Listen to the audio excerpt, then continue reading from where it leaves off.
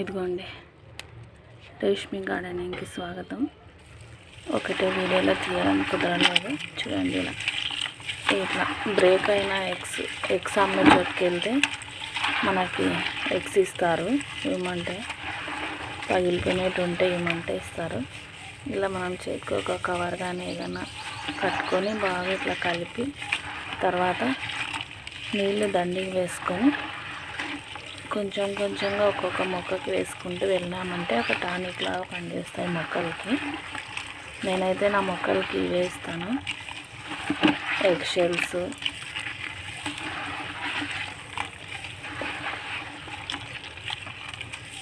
బియ్యం కడిగిన నీళ్ళు, మళ్ళీ వచ్చేసి మన బనానా పీల్స్.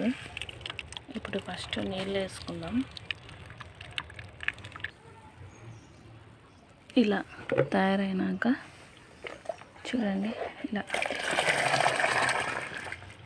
మన తోటలో ఉన్న మొక్కలకి అన్నిటికి కలిసి ఒక 30 కోడిగుడ్లు ఉన్నాయి. ఇది బ్రేక్ అయినటివి. వీటన్నింటినీ ఇలా కొంచెం కొంచెంగా మొక్కలకి ఇచ్చుకున్నామంటే మనకి పూత పిందెలు బాగా వస్తాయి. నేనైతే ఎప్పుడూ ఇచ్చేది ఇలానే.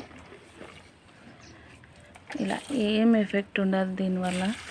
ఎవ్వరేం భయపడాల్సిన అవసరం లేదు. ఎందుకంటే నేను వేసిన తర్వాతే మీకు చెప్తున్నాను. చూడండి, ఇలా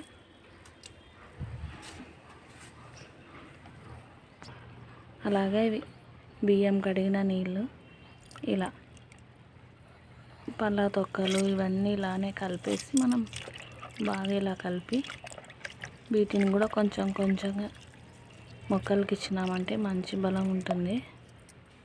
ఇవి చూడండి, ఇప్పుడు నాటుతాం మనం. ఆలుగడ్డలు మొలకలు ఎలా వచ్చాయో, ఉల్లిగడ్డలు బాగుంటాయి. ఇలా వేసుకున్నామంటే మనం ఈ చలికాలంలో బాగా వస్తాయి మొక్కలు.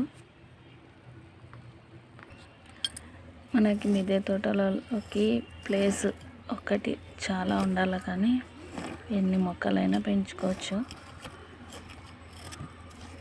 మాకు ఎలుకలది ప్రాబ్లం ఉంది ఇక్కడ, అందుకనే ఏ మొక్కలు వేసుకోవాలన్నా కానీ అవి తీసేసి వెళ్తున్నాయి.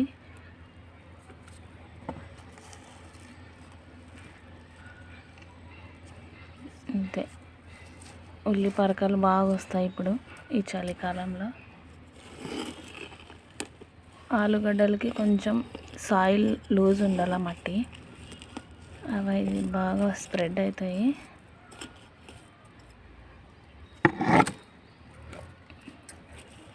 చూద్దాం ఇవి కూడా ఉండనిస్తాయో లేవో. అనుకోండి, ఇలా పెట్టినామంటే బాగా వస్తాయి. ఇంకా ఇవి ఉండి వస్తే మీకు చూపించడానికి కూడా బాగా వస్తుంది. ఇప్పుడు ఈ చలికాలంలో చాలా వస్తాయి ఇలాంటివి, కాబట్టి మనం వేస్ట్ కాకుండా ఇలా నాటుకుంటే బాగుంటుంది. ఇక్కడ ఒక ఆలు పెడదాం, చూద్దాం. అదిగోండి ఎలా వచ్చినాయో. ఇలా అంతే, జస్ట్